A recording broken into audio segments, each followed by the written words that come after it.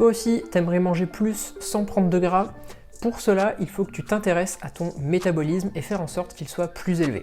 Avant de t'expliquer comment faire, je me présente rapidement, je m'appelle Thibaut, je fais du coaching sur l'alimentation et la musculation et j'aide les personnes à obtenir un métabolisme plus rapide afin qu'elles soient en meilleure santé et afin de performer. Let's go pour la vidéo. Comment augmenter son métabolisme? La question à 1 million d'euros. Bon, ok, je m'emballe un peu, mais la question qui revient souvent et qu'on entend beaucoup. Alors, je vais te donner plusieurs conseils. Première chose à faire, améliore ta composition corporelle. Le fait de prendre du muscle et de perdre du gras va te permettre de modifier, d'augmenter ton métabolisme. Alors c'est super bien, la musculation permet de prendre du muscle et de perdre du gras. Alors comment ça marche? En fait c'est tout simple, le muscle va en quelque sorte se comporter un peu comme un moteur qui va toujours être actif, donc il va consommer tout le temps des calories. Donc avoir plus de muscles va te permettre d'augmenter cette consommation de calories, donc d'augmenter ta dépense énergétique et donc d'avoir un métabolisme qui tourne mieux, qui tourne à plein régime. Cependant, une chose à bien se rappeler, certaines personnes pensent qu'en prenant du muscle, on augmente son métabolisme de plusieurs centaines, voire des milliers de calories. Ça va pas être une différence où tu vas passer de 2500 à 4500 calories. Certes, ça joue, il y a une différence, mais elle est plus faible que ce que beaucoup de personnes peuvent penser. Deuxième conseil, augmente ton NEAT. Donc, la dépense qui n'est pas liée au sport. Bouger, marcher, faire le ménage, faire la cuisine, ce que je fais en ce moment, être debout, voilà, tout ça, ça peut changer vraiment ta dépense énergétique et donc ton métabolisme. J'en parle déjà dans une autre vidéo, je te la mets là. Le NEAT, c'est vraiment le facteur que tu peux changer le plus facilement et avec lequel tu peux avoir des résultats les plus rapides. Conseil numéro 3, améliore ton alimentation. Là, il y a pas mal de choses que tu peux faire. Alors, première chose, je dirais ne pas être en déficit calorique. Souvent, perte de poids et amélioration du métabolisme, ça va pas bien ensemble. Si tu es en déficit calorique depuis longtemps, tu as certainement eu des adaptations métaboliques à la baisse. Donc, ton métabolisme va être plus bas. Donc voilà, là, je te recommande de manger à maintenance, d'essayer de faire en sorte que ton poids soit stable. Il va te falloir assez de glucides. Les glucides, donc les fruits, les légumes, les pommes de terre, la patate douce, certaines céréales, le pain, etc. vont être vraiment favorables pour le fonctionnement de ta thyroïde. Et la thyroïde, c'est un petit peu le maître du métabolisme. C'est elle, en fait, qui va diriger, contrôler ton métabolisme. Il faut aussi que tu couvres au mieux tous tes besoins en vitamines et en micronutriments. Donc toutes les vitamines, mais aussi le magnésium, le zinc, etc. Donc là, tu vas avoir certains aliments que je te recommande de temps en temps, qui sont vraiment très bien. Alors c'est pas les super aliments que tu penses, c'est pas la spiruline, c'est pas les graines de chia, bref, ça j'en ferai une autre vidéo. Alors, je te recommande le foie. Vraiment super, si tu me suis sur Insta, tu sais que voilà, j'en parle de temps en temps. Le foie pour ça, c'est une mine d'or.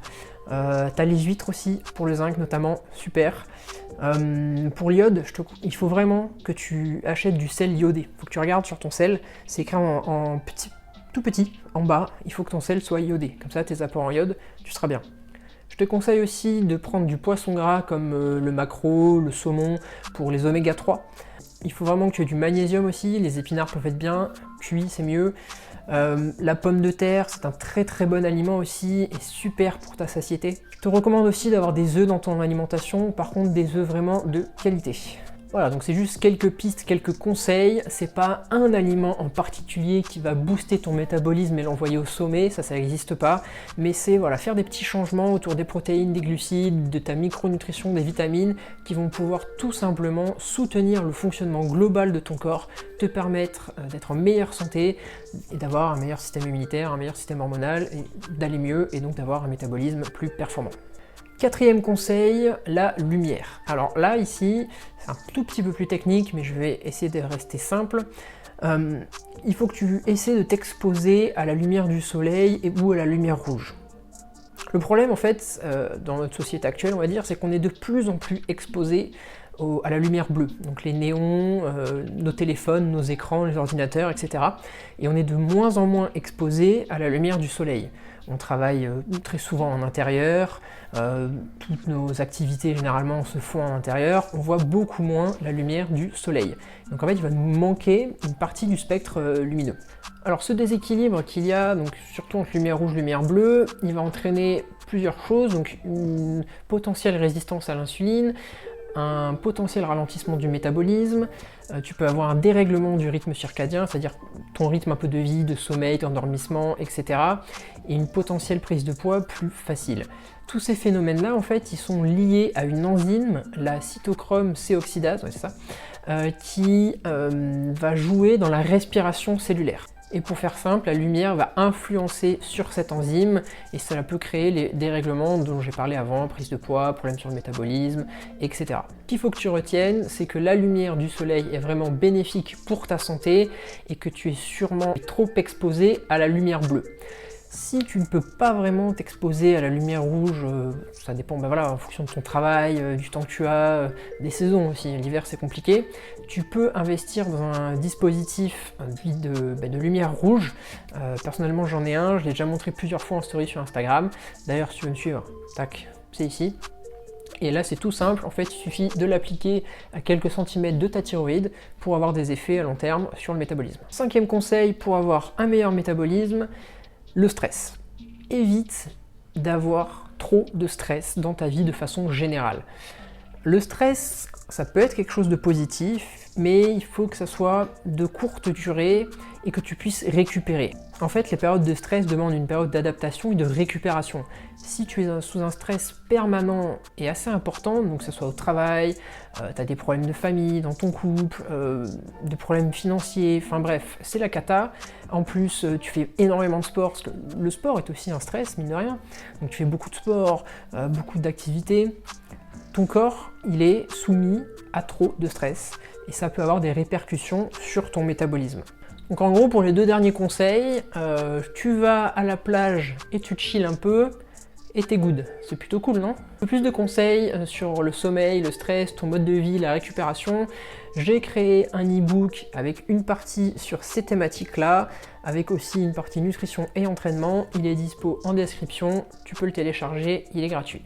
Les 5 conseils que je viens de donner là sur ton métabolisme, il faut bien garder en tête que c'est pas miraculeux, c'est pas instantané, c'est vraiment du long terme et ça va pas avoir une différence où d'un coup tu vas manger 5 fois plus que ce que tu ne mangeais avant.